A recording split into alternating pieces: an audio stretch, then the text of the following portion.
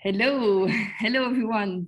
My name is Ilse, I'm Ilse de Vos, and it is my pleasure to welcome you all to the second lecture in our Speaking from the Margins series. Before I introduce you this afternoon's speaker, Julie Boeten, some very important practicalities. First of all, this lecture is being recorded.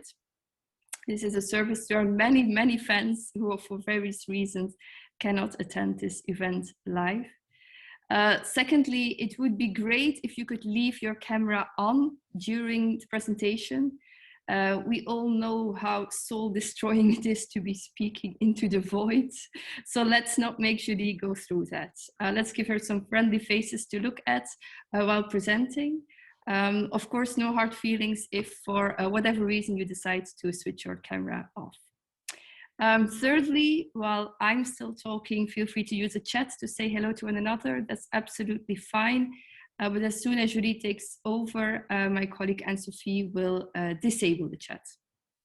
The chat will be enabled again after Julie's presentation, although we would very much prefer it if you could ask your questions live, but I will come back to that later. All right, as said, welcome to the second lecture in the Speaking from the Margins series organized by Team DBBE. As you all know, DBBE stands for Database of Byzantine Book Epigrams. And in case you were wondering, it are these epigrams, these little or not so little poems that are speaking to us from the margins of the very books, of the very manuscripts in which they were written.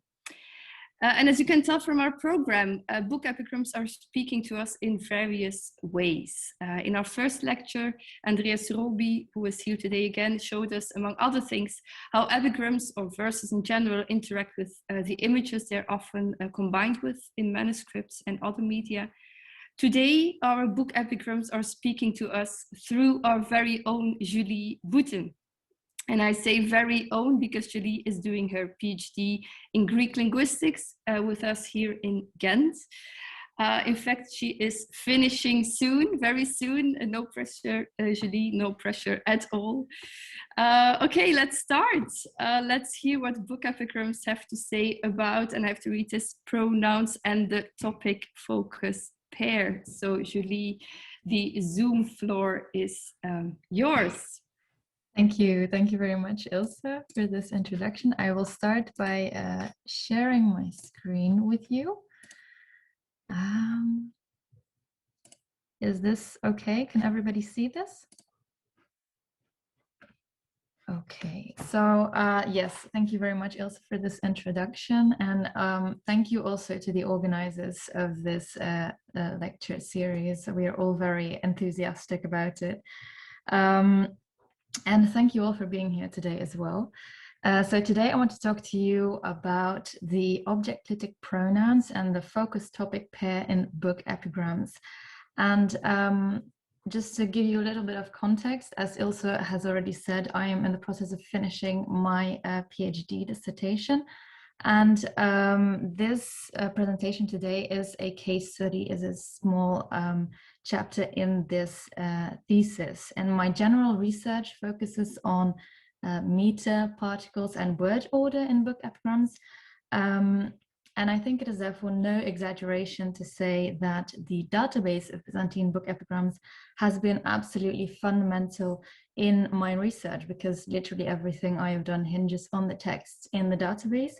And so for this reason, I want to start today's lecture off with a small section called DBBE and Me. So for my research, I have had to tag several characteristics in the text that are in the database.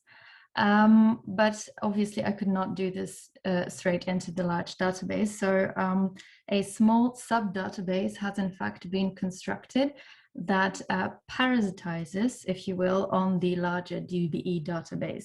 And in this smaller sub-database, I have added my tags. And because my database is connected to the DBBE, my texts are always up to date as the larger database is updated. So that is quite neat.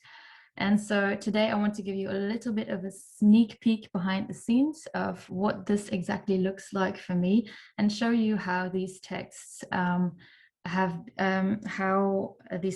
been inspiration for research in all kinds of fields, but also the linguistic field. So more specifically, this is what my sub-database looks like for me. And as you can see on the left side, you see the epigrams in question, where I can select certain words, verses, sentences, whatever I want. And then on the right side, you see the several tags that I have added to these texts. So I can then add these tags to the selection that I have made. And then after the tagging had happened, I could then query all the information in my sub-database in connection to the larger database. So I could connect these findings with information that is in the larger DBBE. So for instance, chronology, or places where manuscripts are kept, and things like that. But today I want to focus on one specific tag that you see here. That's the one on the right bottom, this one. The one that is denominated clitics, but this is in fact shorthand for object clitic pronouns. Now, these object clitic pronouns are the ones that you've already seen in my title of today. And as you can see, I've added 3 possible places where the object clitic pronoun could be in the phrase or in the verse, but I will come back to this in a moment. First, I want to define what exactly object clitic pronouns are. Now, some of you probably know this, but a clitic is a small word with no phonological stress of its own, and therefore it has to lean onto another word, phonologically speaking. So that's why it is called a clitic. It's derived from the Greek klino, which means to lean. And the word that it leans on is called the phonological host of the clitic. Now, the object clitic pronoun is a specific subset of these clitics, and these are pronouns. I'm sure this will surprise no one, but they're also objects. So they function as a direct or an indirect object in the grammatical sentence. So we're talking about these words like mi, me, su, ti, etc. As such, the syntactic host of the OCP, the object clitic pronoun, is always the verb. However, the phonological host and the syntactic host do not need to be the same, and in fact, they often are not. And I've added some examples to illustrate this. In the first example, you see the OCP mi. The phonological host of mi is gun, so it leans onto that, phonologically speaking, but the syntactic host is ergsaste, so the verb. In the second example, you see that the syntactic host and the phonological host have in fact become one and the same. They both are the verb ergsaste. And in fact, there is a historical tendency for the phonological host and the syntactic host to become more and more convergent. So there's a historical tendency that these two become the same more and more. And talking about historical tendencies, I first want to give a short overview of the historical evolution of OCPs in the Greek language, because OCPs are an interesting set of words because they have been around from the very first texts, and they are still around today in modern Greek. So we really have these words from the very beginning up until now. But their placement and function in the sentence has evolved. So let's have a closer look at that first. So what we see in Homer is that the OCP is always in the second position in a clause. So second position, or P2 position, this is called.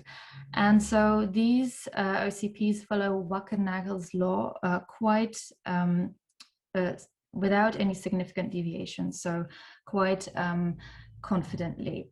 But in the classical period, this still is the majority of the time. The OCP is still in P2, but it sometimes happens that the OCP starts to be postponed in the sentence or in the verse and has become post-verbal. And this is actually something that becomes more and more popular in late antique times. So the post-verbal position becomes more and more popular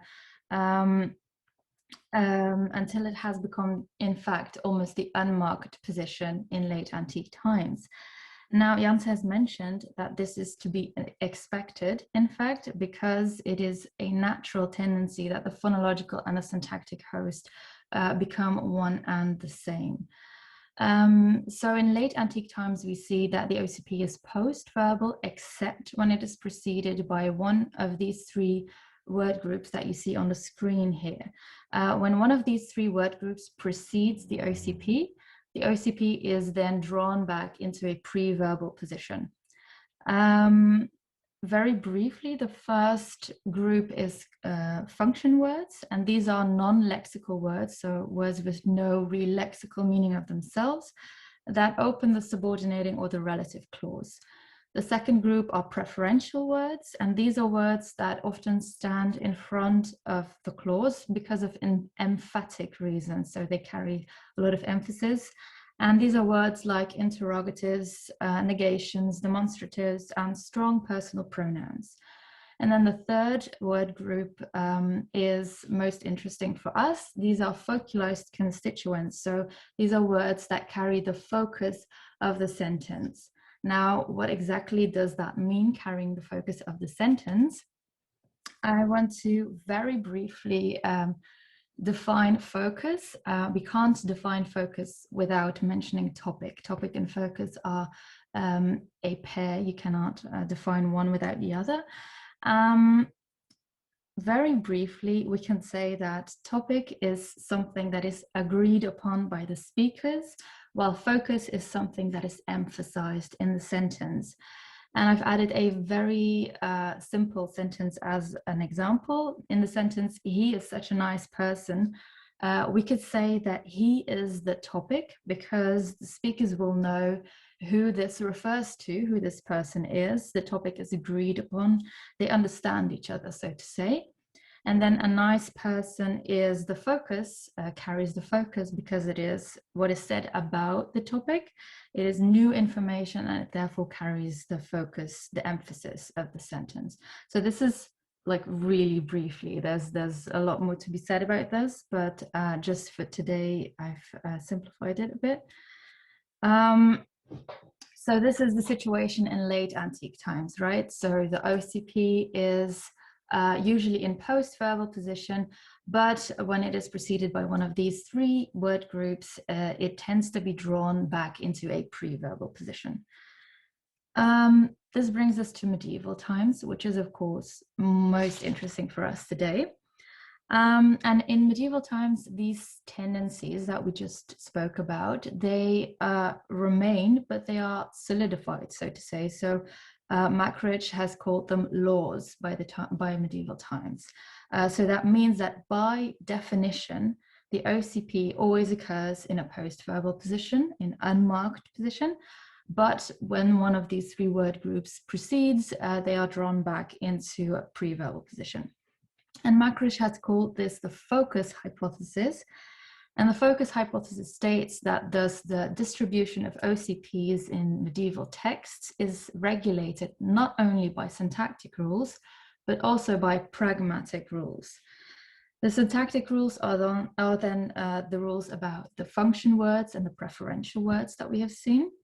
But the pragmatic rule is the rule about the focalized constituents. And we cannot really call the focalized constituents a syntactic rule simply because focalized constituents are not objective. There is no objective way of determining exactly what carries the focus and what doesn't. And it has more to do with the practical use of language in a context and what the speaker or the writer has as an intention.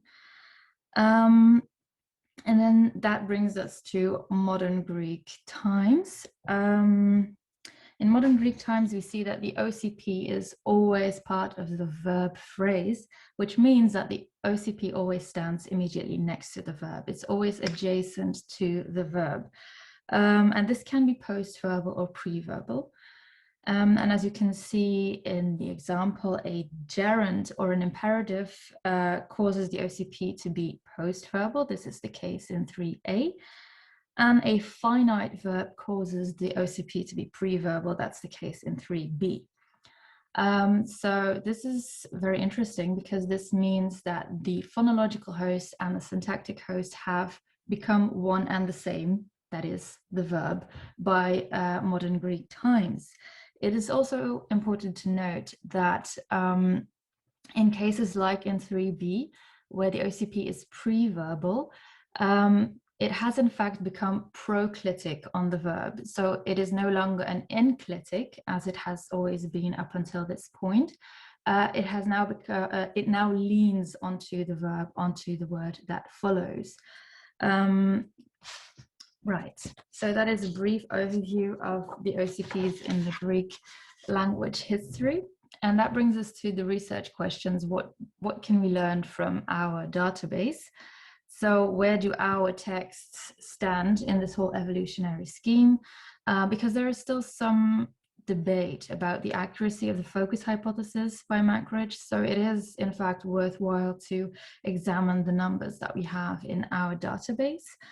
Can we identify both the syntactic and the pragmatic rules for pre-verbal OCP? Do we see that our texts verge more onto a modern Greek side with lots of adjacency to the verb? Do we find proclitic OCPs as we do in modern Greek or not? So these are the questions that we will dive into today. Let's start with verb adjacency. So do we see that the OCP is part of the verb phrase very often? Now, before we go looking into the specific numbers, it is important to note that all of the texts in the database are written in what Martin Hinterberger has called literary koine. So literary koine is a standardized, more or less highbrow language, which was fundamentally different from the vernacular language at the time. And it is by definition a classicizing language. So that's important to keep in mind because that means we expect the OCPs to behave somewhat conservatively, perhaps, to be more like the classical late antique situation than the new Greek situation. So what are the numbers that we find in my corpus? I have tagged 613 OCPs in my corpus. Now, to be clear, these 613 OCPs are not from the entire database because that is massive and not one person cannot tag the entire database. So I have selected randomly a couple of texts from the database to tag, and these are the results from that. So 613 OCPs from my sub-database. Of these, 202 are pre-verbal, 399 are post-verbal. So this is, the picture that emerges from this is somewhat to be expected. It's not majorly surprising. It's a bit the late antique and medieval situation that we have seen. So the majority is post-verbal because that is the unmarked situation, but quite a few are still pre-verbal as well. Now, if we're looking at adjacency to the verb, let's first have a look at the post-verbal OCPs. There we see that of the 399, 315 are adjacent to the verb. That is by far the majority. An example again is example 2, which we already cited earlier. Maybe this is a bit more surprising. We might not have expected such a large quantity to be adjacent to the verb because this resembles a little bit more the modern Greek situation already, with a strong tendency to unify the phonological and the syntactic host. However, it's still clearly not the modern Greek situation because it's not 100% that is adjacent to the verb. So let's have a look at an example where the post-verbal OCP is not adjacent to the verb. when we look at these examples, we see that the OCP then stands in the P2 position again. So it actually stands in a classical position again. So this indicates that in these cases, the positioning in a classical situation has the preference over the modern Greek phrasing where there is adjacency to the verb. So in example 4 on the screen, we see that the scribe asks to protect me, rise me, with your prayers. But the OCP is postponed not just until later into the verse, but until the next verse entirely, and as such ends up in the second position of the next verse. If we look at the pre-verbal OCPs, then instead we see that the majority is still adjacent to the verb, but it is not quite such an overwhelming majority as we saw with the post-verbal OCPs, because no less than 93 OCPs are removed from the verse, as in the 2 examples that you see on the screen. These often occur in the second position of the clause again. So it is again a case of the classical situation having preference over the modern Greek situation. So in example 6, for instance, C is in the second position of the colon. So the caesura is after the dokos, and then C ends up in the second position of the colon. So in a classical position again.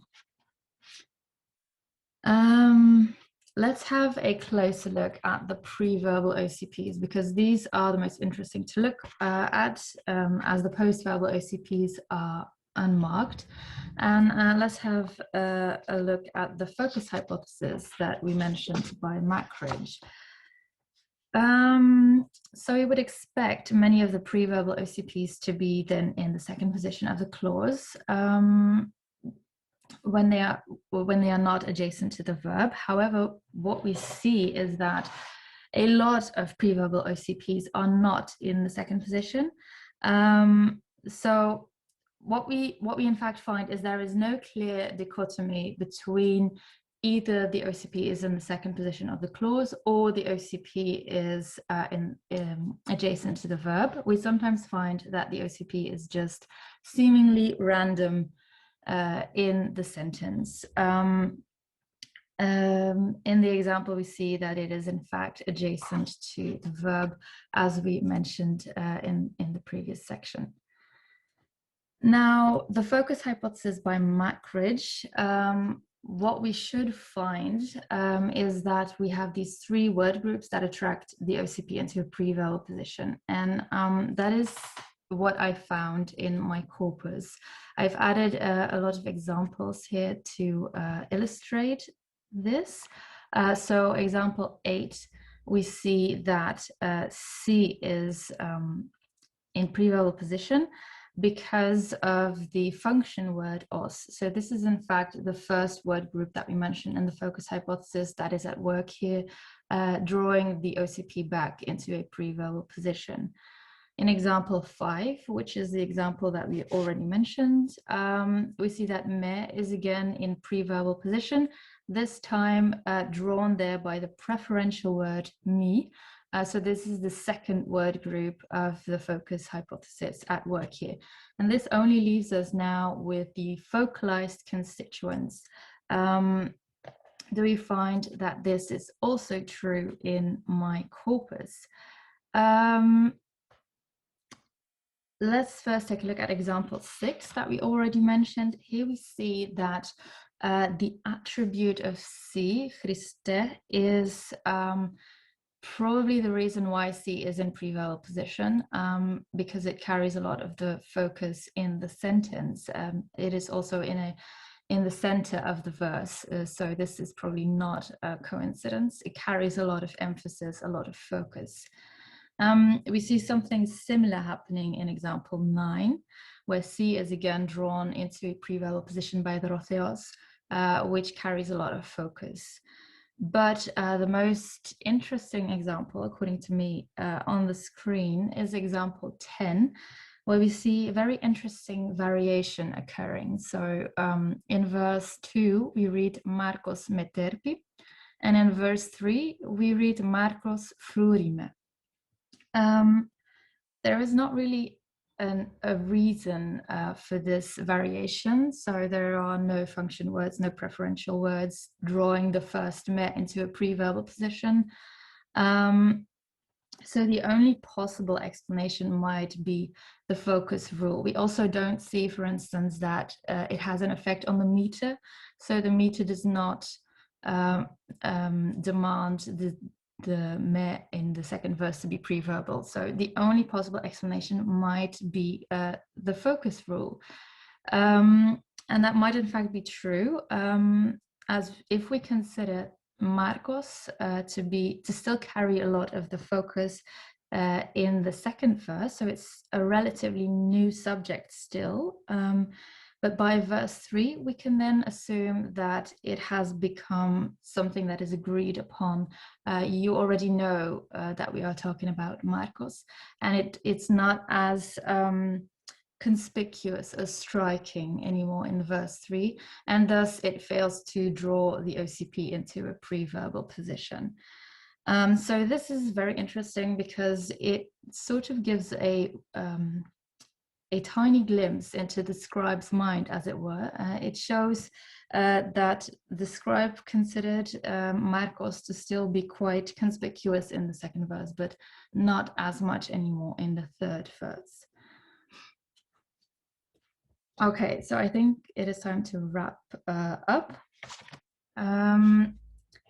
In conclusion, we can see that despite the archaizing language in the database of Byzantine book epigrams, OCPs are still strikingly often found in adjacency to the verb. So we somehow see a bit of a heralding of a modern Greek situation. However, we are still far from the modern Greek situation because especially pre-verbal OCPs are found very often separated from the verb. We can therefore say that the Byzantine Greek is a perfect illustration of the evolution of the convergence of phonological and syntactic host to still be in progress at this time. While it is finished in modern Greek, it is still in progress at the time of our corpus. Apart from that, we see that the focus hypothesis mentioned by Mackridge does seem to hold true. And we indeed find the 3 word categories which attract the OCP into pre-verbal position. And focus, in fact, might be the missing piece of the puzzle here. That is the seemingly random variation of OCPs in medieval Greek, because it explains many of the otherwise inexplicable varieties in word order. So thank you very much. Thank you, Julie, for giving us a sneak peek into your sub-database, as you describe it yourself. Thank you also for enlightening us about this focus hypothesis and showing us what it actually looks like in our corpus of book epigrams. I think it's a real pity that Zoom does not have an applause button, because I'm sure we'd all be pressing it very hard at this moment. Well done. We have plenty of time for questions. As said, we would appreciate it if you could ask your questions live, and by live I mean not via the chat. Just raise your virtual hand to let me know you have a question for Julie, and then I will give you the floor. Don't forget to switch on your microphone at that point. I do stress that it's important to raise your virtual hand, not your actual hand, because there are so many of you. I can't see all of you, no matter how enthusiastically you're waving at me. Of course, if for whatever reason you prefer to use the chat to ask questions, that's fine. I will then read your question aloud, and then Julie can react. Okay, who wants to go first? Who has a question for Julie?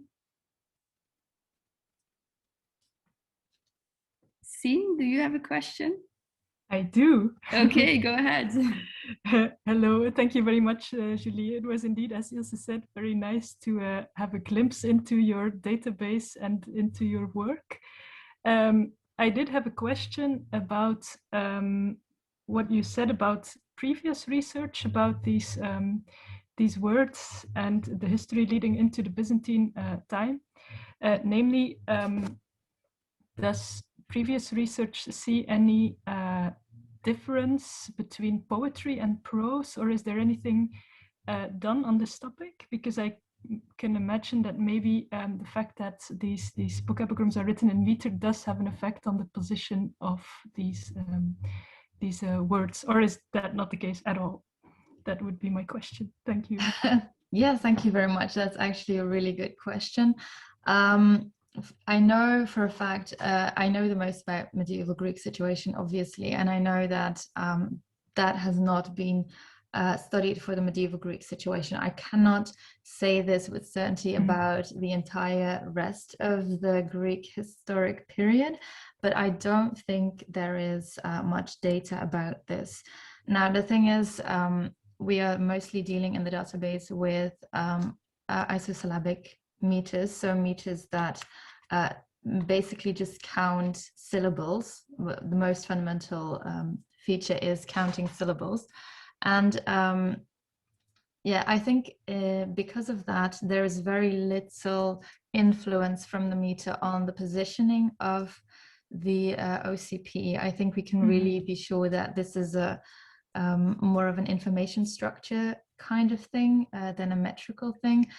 For instance, in the example that I mentioned here, in example 10, you can see it really makes no difference at all whether it is pre-verbal or post-verbal, but I could imagine this is different if you're dealing with quantitative meters like in Homer, for instance, but I don't know for sure if there has been any research done about it. I don't think there has, but that would be very interesting. Okay, thank you. Next question.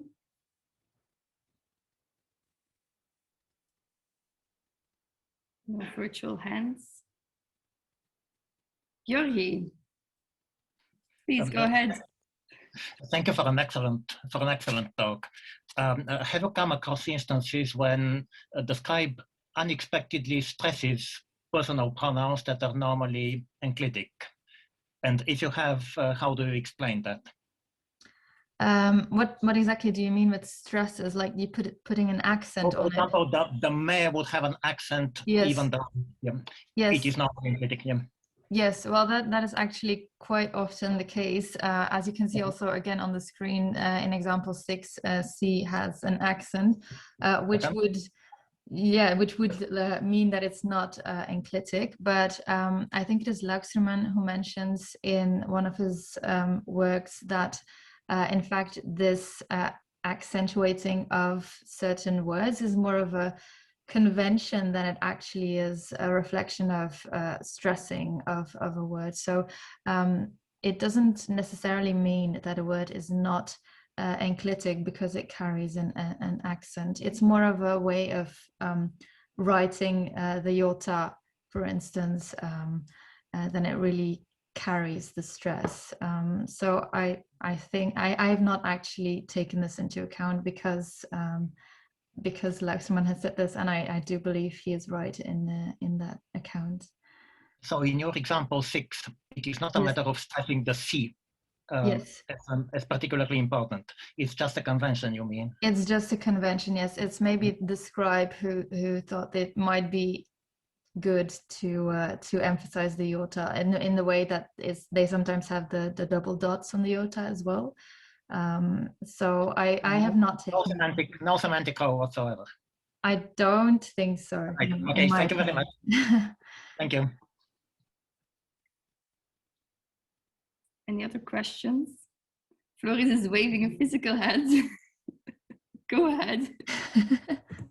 I am sorry, I seem not to be able to raise my virtual hands. You have this icon reactions. I don't know why. So I did it. Fine. I spotted the actual hand. so I did it old school. I think this is right, Julie. I just wanted to pick up on this discussion that Georgi raised.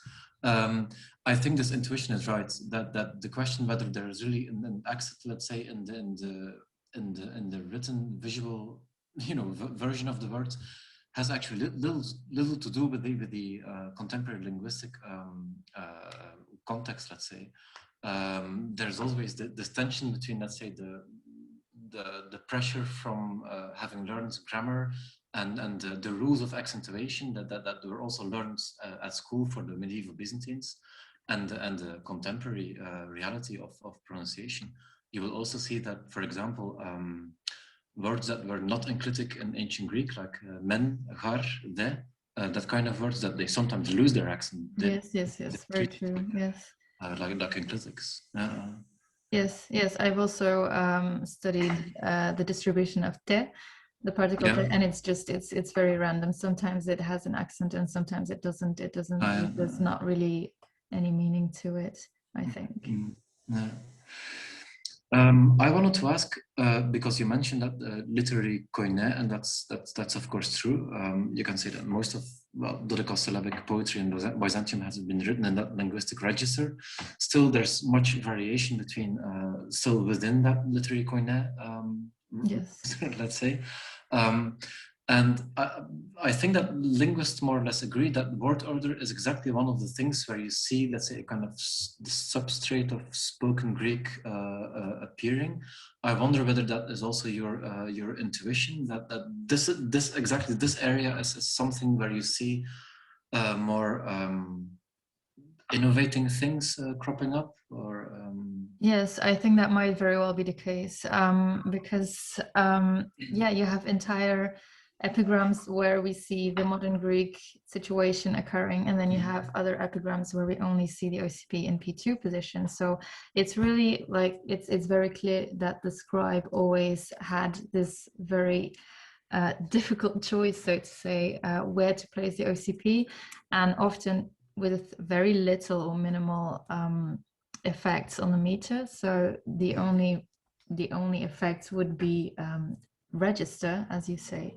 So I think that is very much true, and I think in that respect it's also interesting that the epigrams that were written in political verses in the database, they tend to have the modern Greek situation more than the dodecasyllabic epigrams do. So that's very speaking, because these tend to be more vernacularizing than the dodecasyllabic ones. So yes, I do believe that's true. Yes. Okay. Yeah. Interesting.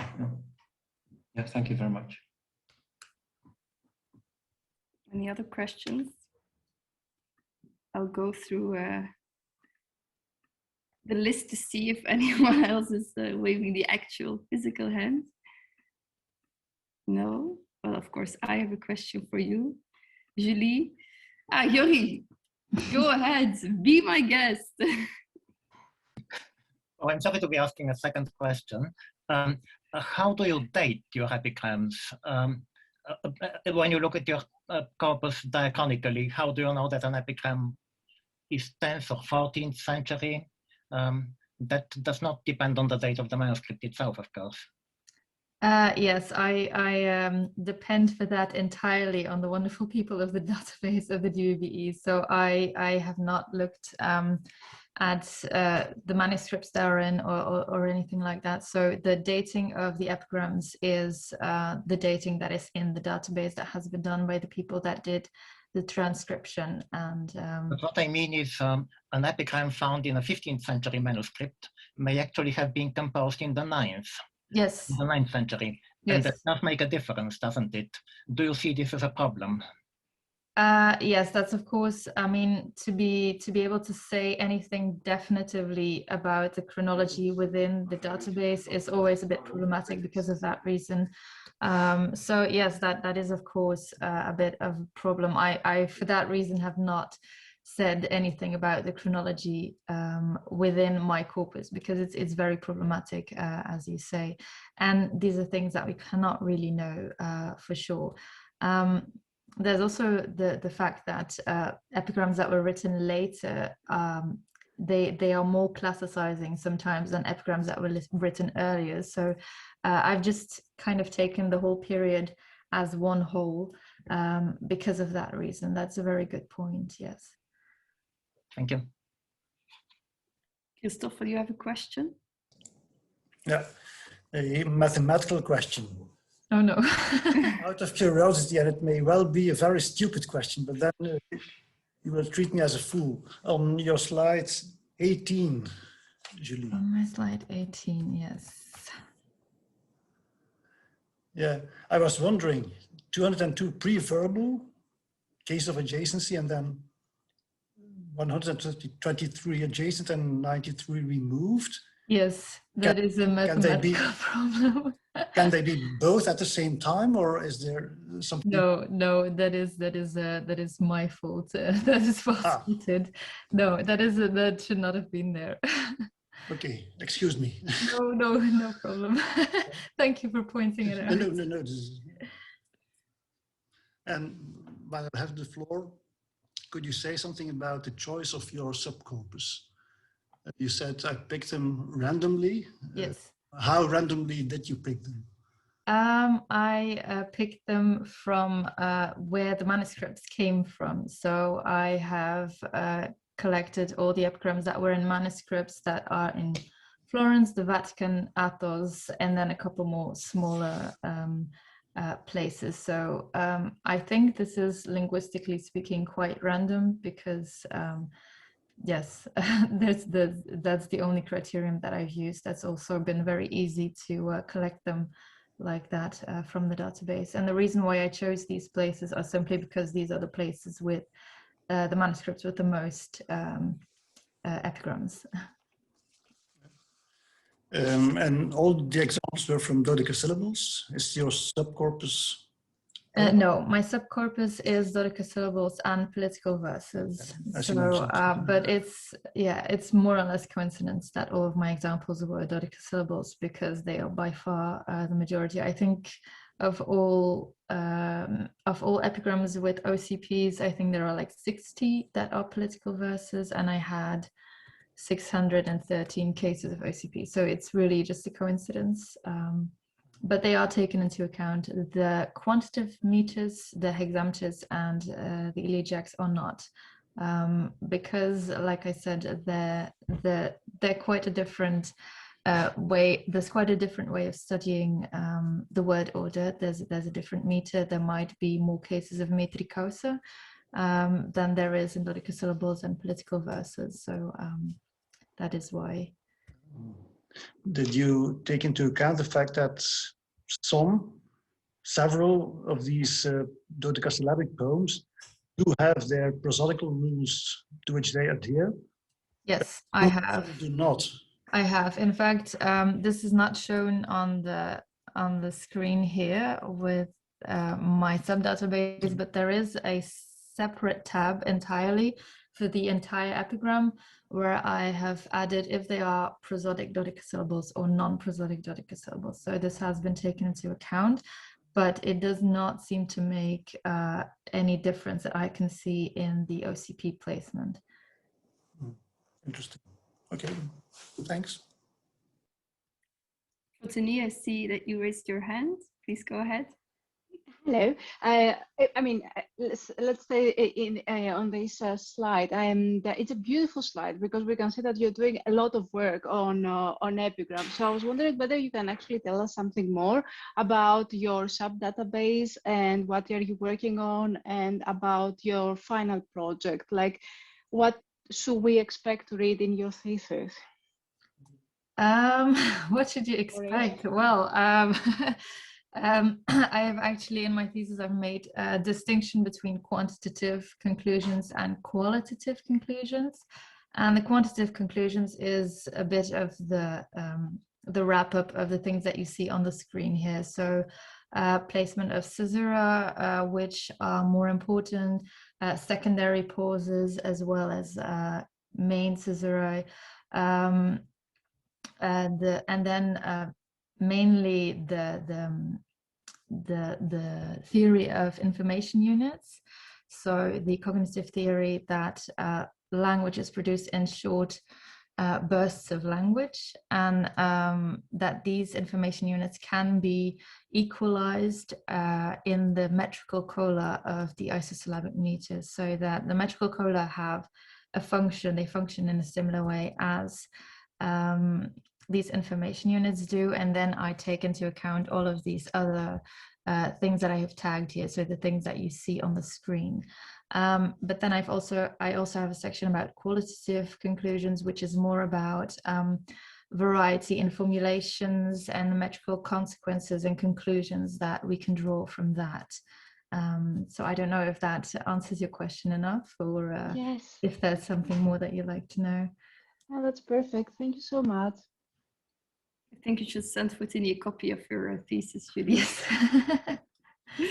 I see that Philippe has raised his hand. Go ahead, ask a question. Yes, do you hear me? Yes, We we hear do. Loud and clear. I was very fascinated by example 6, and I was wondering if you had an example of a case where after a vocative, an undoubted enclitic came, because you could always say like soy, or si as it is pronounced in the Byzantine period, is orthotonic. So what exactly, what was your question? So if after a vocative there is... Okay, I'm a bit biased, of course, because I come from pre-classical metric studies, and there enclitics after a vocative are relatively rare because there a new sentence starts. So my question was, if you had in your corpus any examples where the first word after the vocative is an enclitic without any doubt, because in your case, Christe, si charin ferro, if you say advocatus diaboli, you could say like, in this case, he is actually orthotonic. Yes. So I was just out of curiosity, I'm not planning to demolish your entire theory. If you had examples where there is no doubt, for example, if you had examples of a te appearing in that period, or a de or a gar, because in those cases, there can be no doubt that it's an enclitic. That's very interesting. I would have to check. I'm not sure, but I don't think that would be the case. The reason being, and that's also one of the things I have tagged in my corpus that we saw on the slide before, I have tagged the apostrophes, so the vocatives, and seen whether they concur with the cola in the verse. Because, of course, a vocative, like I said, it's a separate sentence of a source. I've considered it an information unit on its own. So I don't think like te or any other definitively enclitic particle can be found immediately following a vocative. That's a very interesting statement. I would have to check. I'm not sure. Because I would be very skeptical, to be honest. Okay, I'm not a Byzantinist, so you can take my, you don't have to adhere to my judgment. But the example 6, I would be very hesitant to take that as an example of an enclitic. Of course, as I say again, I'm a bit biased because I come from classical and pre-classical periods. In classical Greek, a sentence like soy charin ferro, soy would never be considered enclitic in that case. Yes, that's a good point. I would have to check. I can't answer it right now. But I like the presentation. Thank you. Andreas, you have a question for Julie. Yes, so first, thank you very much for this really great paper. It's very interesting stuff. And this is work which hasn't been done before. If we look at example number 9, so I completely agree with your theories. They're absolutely convincing. But I wonder if some of the position of these enclitics are indeed based on the metrical structure. Because when we look at example number 9, what we need here is, we need a word with one syllable in the first part of the verse. So it makes completely sense that it's there. Yes. And no other word would, well, prosphorus would perhaps go, but that wouldn't create such a nice structure in the word. So we need a one syllable word there. And so this might also, in some cases at least, this might be an explanation why enclitics are positioned here and there.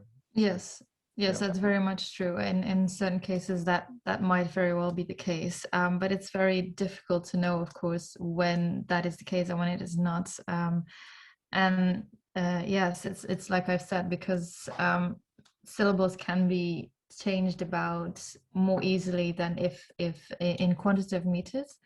I have not really taken this into account entirely, also because, like in example 9, the P2 position is a perfectly acceptable position. But yes, of course, there might, if the scribe was doubting, should I write it next to the verb or should I write it apart from the verb, then of course, yes, the meter could have been the last straw to have them make this or that decision. That's very true. But like I said, it's very difficult to know when this is the case and when it is not. Okay, thank you. Any other questions?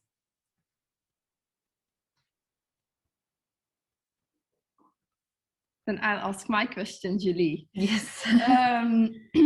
It's about the sub-database that you've created. Of course, as project coordinator, I would like to know what are you going to do with it after submitting your thesis? Do you plan on sharing it with the world? Because as Andrea said, it's groundbreaking work, and just compiling all of the information is worth a PhD in itself. So that's my question. Will you share it with the rest of us? That is a very good question, because I don't know the answer to it myself yet. I have no idea yet. I think it would be nice if we could share it in some way, so that other people might use it for further research. But I still have to look into how to do that exactly. So yes, very good question. I don't know yet. I will add it to my to-do list as well. Yes. To see how that will be possible. Any other questions? Can I sneak in another question? I was wondering, do you have in your subcorpus any returning epigrams? And by returning, I mean an epigram that is preserved in different manuscripts. And if so, do you see that these pronouns are always in the same position, or do they jump around depending which version we're talking about? Yeah, that's very interesting, because there are, of course, a lot of epigrams in the database that are recycled time and again. And some of the epigrams with the OCPs are also some of these formulaic epigrams. I have not found that they differ in the placement of the OCP from attestation to attestation. But yeah, it's very interesting. I might have to look into that a little bit more. But off the top of my head, I have not noticed that different attestations place the OCP differently. But yeah, that's really interesting. Okay, so it's quite stable then. Yes, Okay. when it comes to that, seems to be quite stable. Yes. Any other questions? We have a few more minutes. I'll just check to make sure that no one is waving old school to me. I don't see anyone.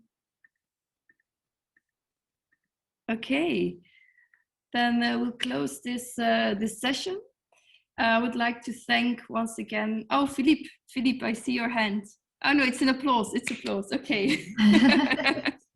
sorry. So thank you again, Julie, for the wonderful presentation. Thank you also to all DBBE colleagues for making the series possible, and of course, thank you to everyone here present in the audience for the participation also in the discussion, and for your support in general. I would also like to say that everyone here is very welcome to our next lecture, which is taking place in a few weeks already on the 30th of March. And I see that Jacopo is here, so Jacopo Macron will tell us about the use of book epigrams in, let me think, New Testament Catena on Paul. Okay, that's correct. And we will share an abstract soon, as well as a Zoom link on our outreach page. I can maybe just add the link in the chat in case you don't know the page yet. Let me see. I want to share it with everyone. There you go. You have the link. So if you click on it, you get all the information about this series. That was it for today. Thank you one last time. Have a nice afternoon and evening, everyone, and stay safe. Bye. Bye. Thank you, everyone, for being here. Bye. Bye.